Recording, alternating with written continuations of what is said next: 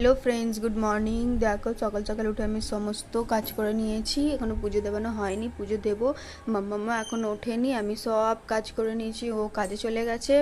দেখো সব কাজ করে মাম্মামে সুজি করে নিয়েছি, আমার চান হয়ে গেছে। এবার পুজো করব, পুজো করে তারপরে মাম্মামকে তুলবো, মাম্মামকে রেডি করব, করে তারপরে রান্নাবান্না করব। দেখি কি রান্না করি, বাবাকে ফোন করো, ফোন করে তারপরে রান্না করবো। চলো পুজোটা করে নিই আমি আগে।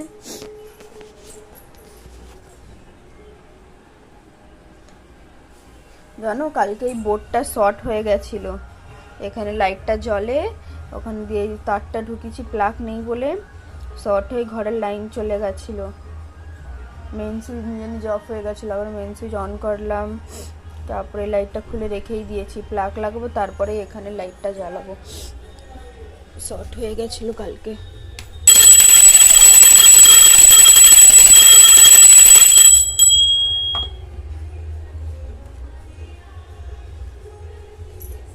উঠে যাও, উঠে যাও বাবা।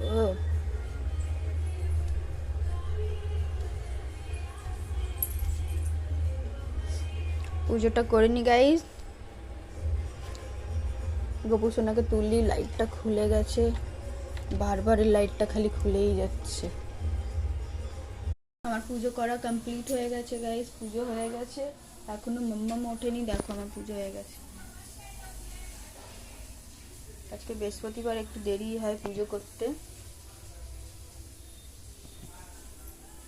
এখনো মাম্মাম ওঠেনি, দেখো মাম্মামে খাবার নিয়ে বসে আছি, মেয়েটা উঠছেই না।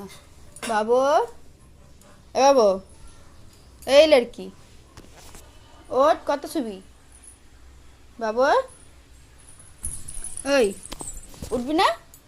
ওই এই পাপা এসছে, ওই দেখ বাবু, উঠছেই না। ওকে খাইয়ে দিয়ে তুলে খাইয়ে রেডি করব।